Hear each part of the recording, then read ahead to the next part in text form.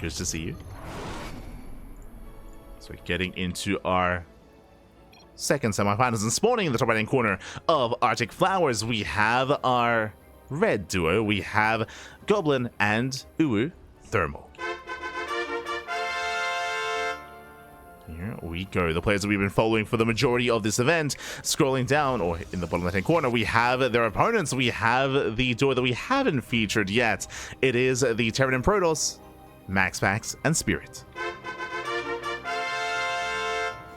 When it comes to the teams making it to the semifinals, it has been purely Terran and Protoss duos. The last Zerg teams were Alazer and Geralt. They got knocked down by Gabe's team. And of course, we had Wayne and Milky Cow that got knocked out by uThermal and Goblin. So just purely Terran and Protoss remaining here. And which pairing will make it to the finals? We're here to find out. And again, welcome one and all to Arctic Flowers. Again, a map that we have yet to cast on here tonight. We once again have a shared main base into a shared natural as well. The third bases are going to be more spread out, so our players are going to be a little bit more isolated as they take their thirds. We have a gold in the center of the map. And what I will say, oh, actually, no, sorry, we did cast on this map previously, I think at the start of the day. My apologies, I remember these speed zones. We have speed zones, but we also have more choke points and points of elevation here. As opposed to Crimson Research Lab, the center of the map is less open. It is a little bit more congested and can allow for more positional play as well. For more positional play. We'll see if we can get there. For now, we have our openers, and we'll see what kind of tech we get into. We have our initial 2-gate opener from Goblin. Meanwhile, we have MaxPax instead going for a gate into expand into, or sorry, gate cybercore into expansion.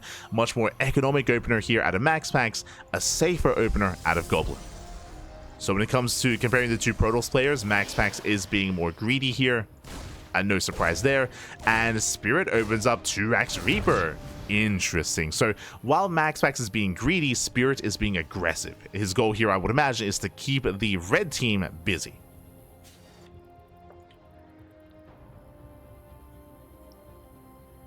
Here we go. As Reapers are moving out.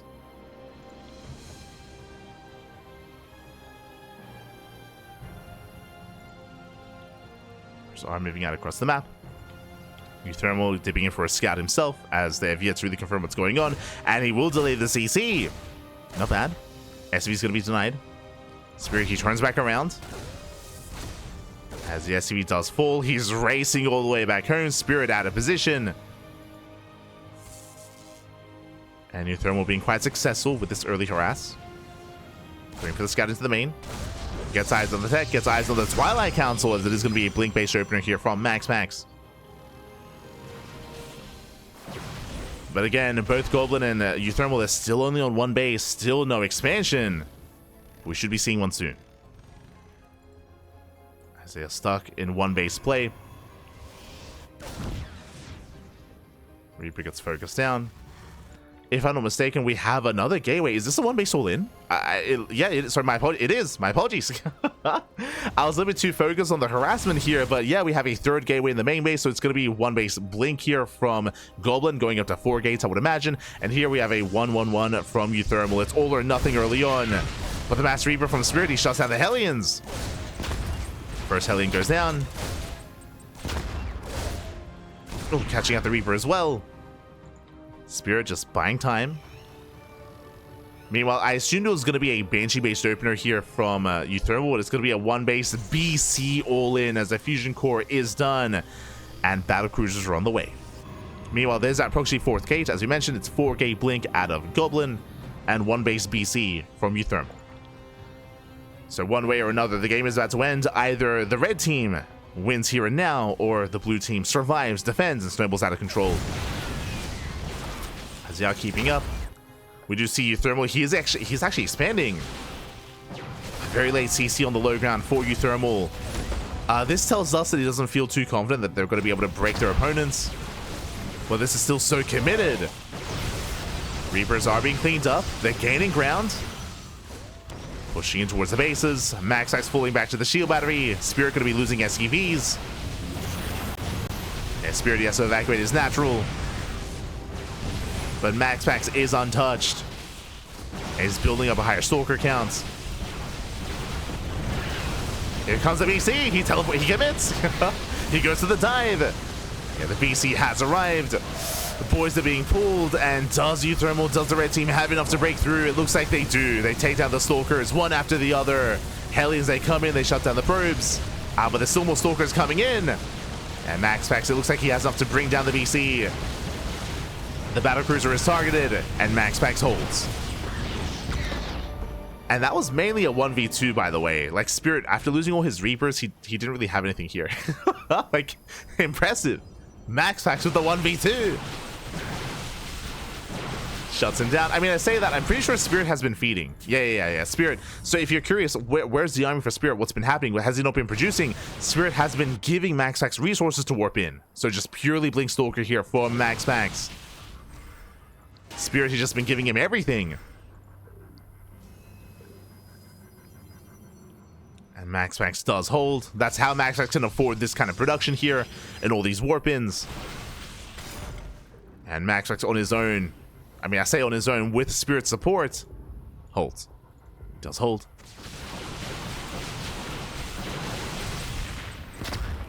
Spirit now retaking that natural. Can get it back up and running.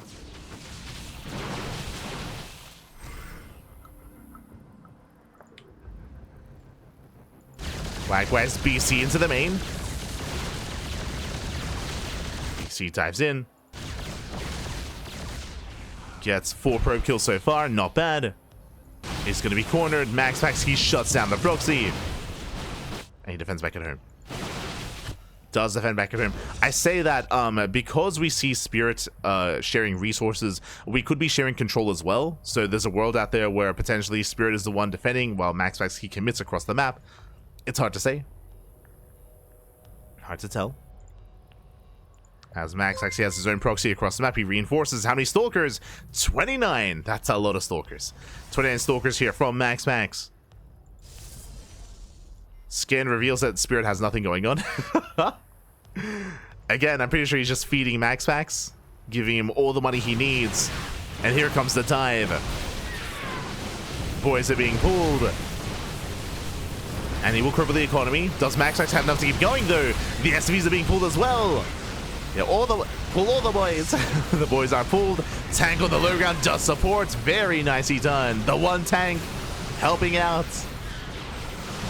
And from here, MaxPax, he is going to be forced out. There's a tank on the high ground. Oh, never mind. MaxPax, he does reinforce. Some more Stalkers have arrived. At the same time, BC wreaking havoc in the main base of Spirit. BC getting a lot done. Stalkers, they respond. BC racing back home. BC does race back.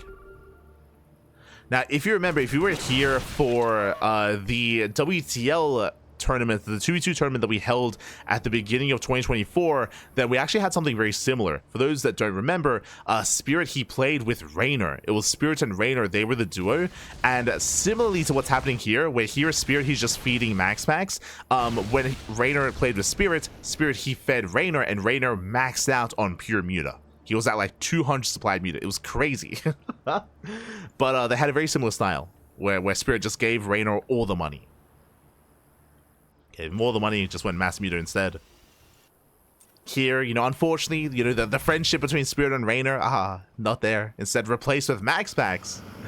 Replaced with the Protoss. Feels Raynor, man. But we did hear that apparently Raynor next time wants to play with Rotterdam, potentially.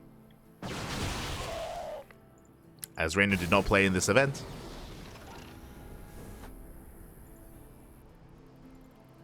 Yo, I want, I mean, it's, now I'm getting sad. I was gonna say I want the return of Oliveira and Cyril. For those that were here again last year, Oliveira and Cyril, they were a duo, and they were amazing together. I mean, they won the entire tournament, and it was insane how well they worked together. With their macro, with their micro, of course. They were a crazy duo. But, you know, now Oliveira, he has since retired, he has since stepped away. So, we won't have the reprisal of Cyril and Oliveira. If only, if only. Do miss it. Meanwhile, as we're getting into this, a big shout out to Wooman12 in the chat. Baby God, thank you so much.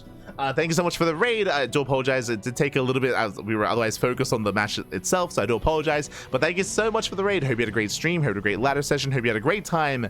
And welcome. Welcome, Pappy. Welcome. Hold on. There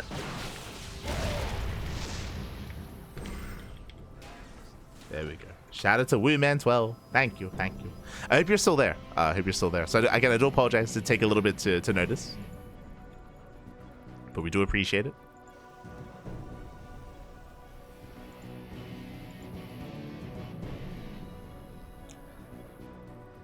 As from here, Spirit, he has a semblance of an army.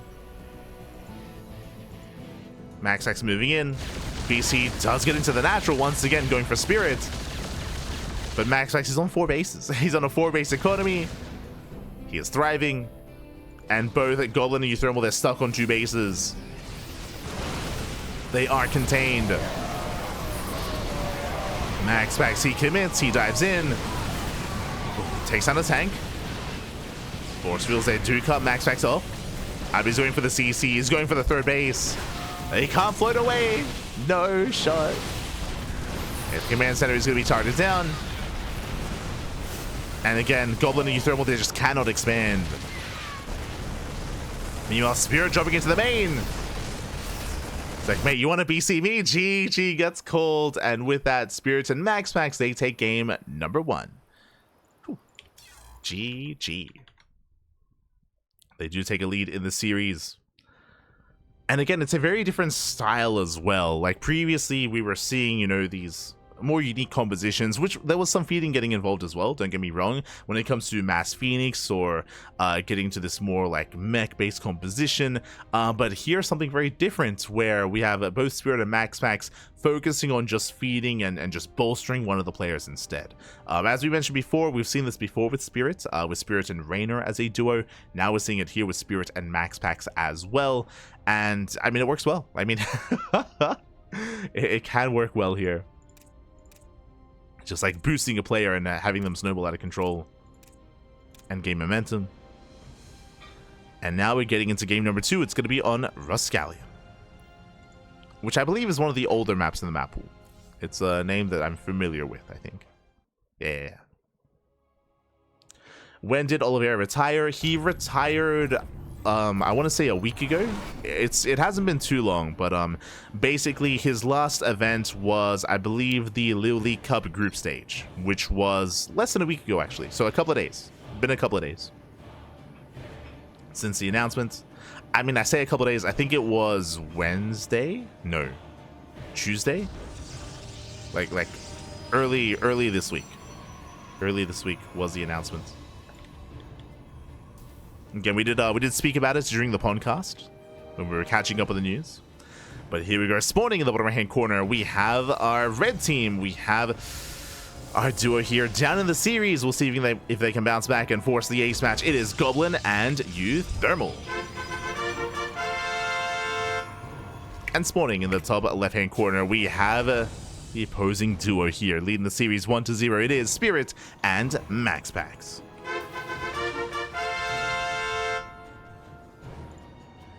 There we go, and welcome one and all to Ruscalia. Again, this is a map that has been around for a very long time, similar to Emerald City,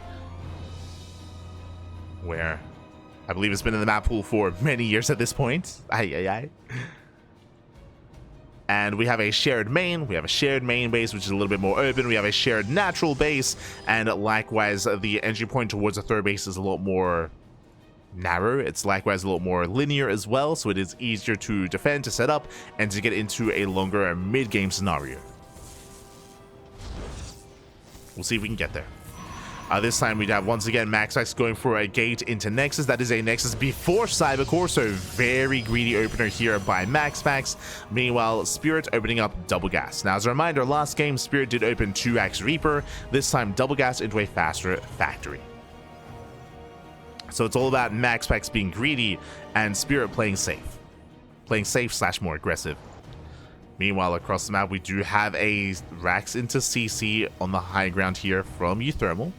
So economic opener here by uThermal with 1 Gas Geyser. Meanwhile, Goblin going to be opening up 2 gates.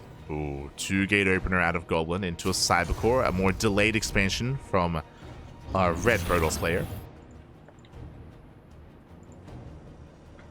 I mean, last game we see, I should say we saw both players go for an attempted one base all in. After the failed one base all in, uThermal and Goblin, they fell behind. Meanwhile, hello, we do have a proxy being set up here by Goblin. You have my attention. Pylon has been placed, and what exactly is the plan?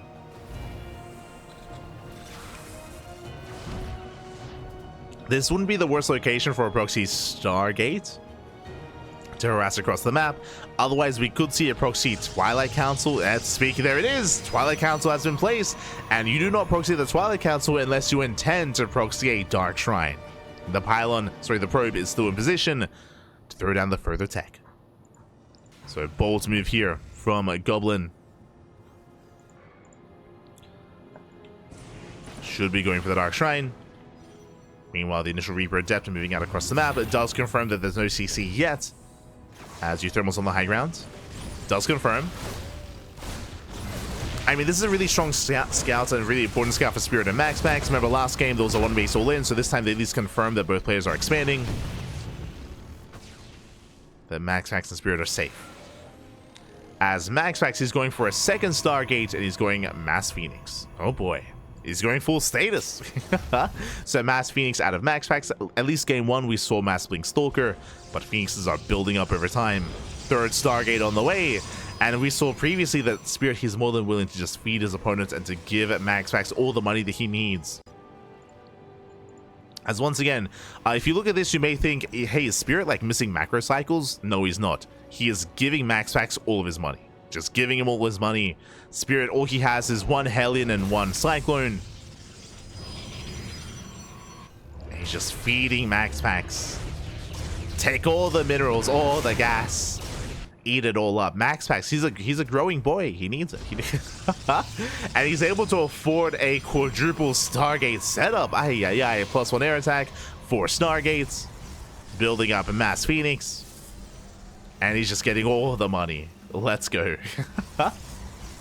Meanwhile, the Proxy Dark Shrine is about to finish.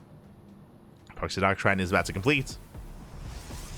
So this is similar to Gabe and Status, if you remember, but to the extreme, because Gabe was feeding Status, but only a little bit of gas. Like, Gabe, he was still building up his own marine composition, if you recall, and it was giving Status excess gas. Here, Spirit, he's giving MaxPax everything, most of the minerals and gas, and that means that MaxPax can afford extra Stargates, and even more Phoenixes earlier on. Now, it does mean that, of course, the Spirit's army is non-existent. Like, this is it. The one Cyclone and the Hellion. Now, it does mean that, you know, the Terran player doesn't really have much going on, but, I mean, Spirit, he likes it. It's fine. He does spot the Dark Templar. He will shut it down. Yeah, Spirit, he's on DT duty. Takes down the DT. He's got the scans. Meanwhile, another Dark Templar towards the natural. And is there another scan available? There is not. There's no scan. The Oracle's on the way. Oracle's in production and being chronoed as we speak for that revelation. And this is some pretty good damage. This is impacting both players here, as we have a Dark Templar in every single base, at least of Spirit. And this will be hurting MaxPax, as this is still MaxPax's money. I mean, as we're still waiting for that revelation. There we go, revelation to the mineral line, takes out one DT, but DTs, they continue. Oh, there's a scan. Another DT goes down, there's one DT left, and MaxPax just moves out across the map. And there's a revelation, but there's still another Dark Templar. MaxPax, what can he get done? There's Widowmines being set up back at home. Does get a couple of SCVs, but so far uThermal and Goblin, they hold. So far they are holding. There's still one Dark Templar in the main, hidden in the corner.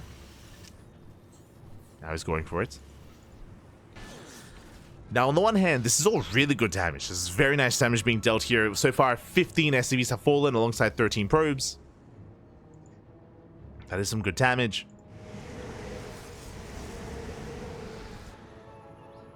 But both Goblin and uThermal, they're still stuck on 2 bases. They're still stuck on a 2-base economy. Whereas MaxPax is getting his 3rd. DT's gonna be cleaned up. Phoenixes, they dive into the natural. Stalkers, they get caught out. And uThermal is out of position. He's across the map. He's not at home to help defend. Goblin, he's on his own. And Goblin, he will lose all his Stalkers. Remember, Goblin, his money has been spent in these Warpins and these Dark Templar. So Goblin is down to almost nothing. Army-wise, I mean. We're bringing a couple of defensive DTs. Aces into the main. uThermal is pushing in. Mine shall say connect. Spirit once again under fire. But it's not about Spirit, it's about MaxPax. As he does recall back home. Jesus, he was able to get quite a lot done. You know, Spirit, he's in trouble. MaxPax diving in. He gets a tank. Tank goes down. You know, Spirit, he defends his main. uThermal with a Mass Marine army. I want to say he can take the fight. And Mass Phoenix cannot engage. Not into this kind of army. Not easily. Tanks are moving down. Ooh, Phoenixes, they go for the lift. And it's going to be a rough trade here for MaxPax. The base is going to fall. The Marines, that's nobody out of control. They shut down some of the army. But the tanks, they hold the line. Spirit, he's helping. He's got 3 tanks. Does actually help. Does allow them to survive.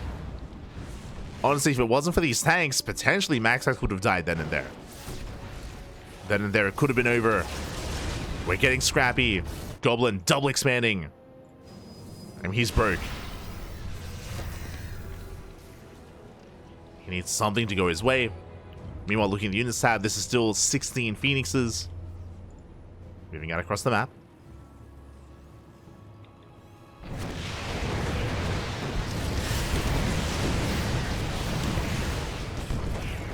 Getting a couple of workers.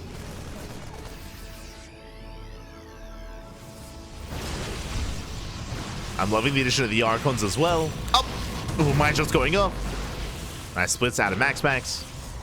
Does avoid the mines. Leaving out 2 Stalkers. A 3rd Stalker goes down. 3rd Stalker does fall. And as long as uThermal can maintain this Marine Widowmine composition, he should be able to, I mean, we should be good. I mean, uThermal, he would lack a 3rd base. 3rd CC's on the way. Now setting up. Meanwhile, we do see Spirit. He is somewhat producing an army. He's got a handful of tanks that he's building up, but still, of course, feeding MaxPax. This MaxPax, he does catch out some of the army. The mines! Oh no! Oh my god, massive connections! MaxPax, he runs into the minefield. Yeah, and with that, uThermal, he can go for the kill. Send it, Pappy, send it. He can move out. He's got the Archon support behind this. And Phoenix is on their own without splash damage. I mean, how does he push into this? We have carrier production on the way. 4 carriers at a time for MaxPax. He needs more time. MaxPax, he needs time. He's not going to get it. They rotate. They deny the 4th expansion. Nexus is going to go down. Oh, the light shots. Oh my god. Once again going off. Archon's moving in. There is still that line of tanks. And both uThermal and Goblin are trading well. Getting into the mineral line. Oof. Some more mine shots will connect, but the carriers, they've arrived. Remember, it was all about MaxPax and Spirit just turtling and defending until the carriers. Despite that, that's still 3 Archons and a lot of Marines, Widowmines as well. Oof. Mine shots going up.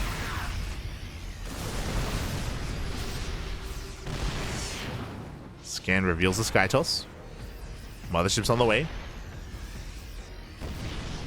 All tanks within range of the Widowmines. Oh my god. Widowmines are cleaned up.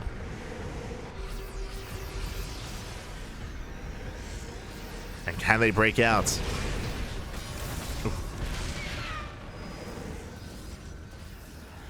It's behind this. Both Goblin and uThermal, they have solid economies. Another expansion on the way for Goblin. Going into the main. Going to the natural. Winking on in. Yeah, tanks are not quite here. It's going to be lifted. Tanks, they're repositioning. Carriers as well. The blue team, they're going to be able to hold on. Oof. Jesus. We'll hold. Again, these little mans, they have been brutal. And uThermal should be the first to max out. And there's still no other support here. There's no Colossus, no Storm, no Disruptors. He's relying on that tank army. You see the first bio upgrades just now on the way. For the most part, Spirit, he's still feeding MaxPax, allowing him to build up more carriers. More carriers on the way.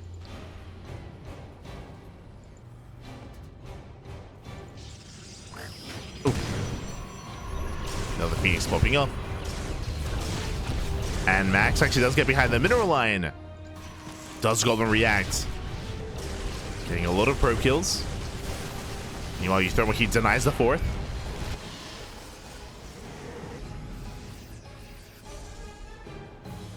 As the Phoenixes are running out of energy. Good damage nonetheless. A Goblin going for his own Sky Toss. Stargates have been thrown down. Plus one air attack as well. But MaxPax, he's beaten him to the Sky Toss. How many carriers does he have? 9, Jesus. 9, soon to be 13 carriers. That's a lot of Sky Toss.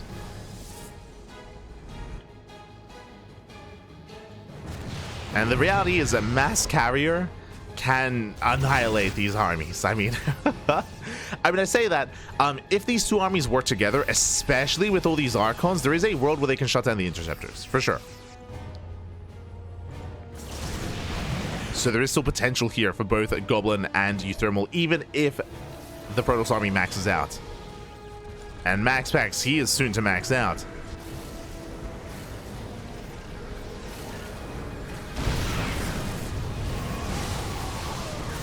They're trying to fight the Interceptors. Nice slow zone here. Zoning back the bio. As MaxPax, he's finally expanding. Getting another base. Spirit forced to expand elsewhere. As uThermal and Goblin, they have their entire half of the map. But MaxPax, yep, he's at 200 supply. How many carriers? He has 13. Soon to have 17. 17 carriers. That is crazy. Ay, ay, ay. Now, the Tempest production is solid here from Goblin. That is the counter. Tempest to do bonus damage to massive units, and a carrier does count. So Tempests are what you want. But are they going to get here in time?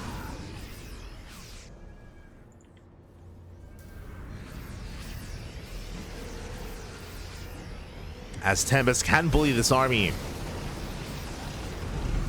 Ideally, MaxPax would have his own Tempest, but he doesn't know.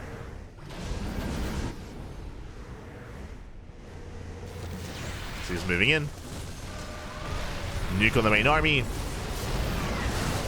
MaxPax, he's hunting for the ghost, does get it. That was very precise. Bold move. But the ghost gets killed. Nuke towards Spirit's natural. Meanwhile, Mothership, it sneaks by. And both uThermal and Goblin, they don't notice. They don't get eyes on the Mothership. And we're going for the recall. There it is, recall into the main. Going for the production. God, that's so many carriers. Again, that's 18 carriers. Ay, ay, ay. And the army's out of position. You can see both Goblin and uThermal, they're racing back home. Mothership goes down. And the Tempests are exposed. And again, the Tempest, the only thing really threatening MaxPax. Can he bring them down? Gets one Tempest. There's 4 Tempests left. Takes down the mineral line. Trying to bait the army in. He gets another. There's 2 Tempests. Sorry, there's 3 Tempests remaining. Now there's 2. Yeah, massive snipes here from MaxPax. Resets the Tempest. Yeah, MaxPax, he has 5k minerals. Jesus. Spirit, he has not stopped just feeding MaxPax. Giving him everything. And you can see the ground army of the Protoss just cannot engage. The terrain just working against uThermal, working against Goblin. And MaxPax, he's done it. GG gets called. He snowballs out of control. Likewise, at the same time, Spirit, he's got his double drop. He's he's helping. He's adding in some way. And Spirit and MaxPax, they take the series at 2-0. GG. Whew. GG, well played. Very impressive there by Spirit and MaxPax. They were up against the wall. They were stuck on 3 bases, but the power of Mass Carrier, it's enough. 18 carries at the end plus a mothership.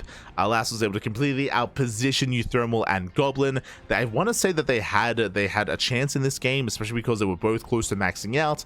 Tempest were building up, but that was only if they could fight on their terms. Alas, they were out of position. They had to race back. The terrain was working against them because they mainly had ground-based armies. The production was getting in the way. The cliff faces and the ramps as well just made it awkward for the Archons and for the Marines to actually engage with the carriers. And GG well played. Also, really important moves out of MaxPax to snipe the to snipe the Tempest. To snipe the Tempest ahead of time, to snipe the mothership as well. Did kind of bait a Goblin to get closer and was able to shut him down.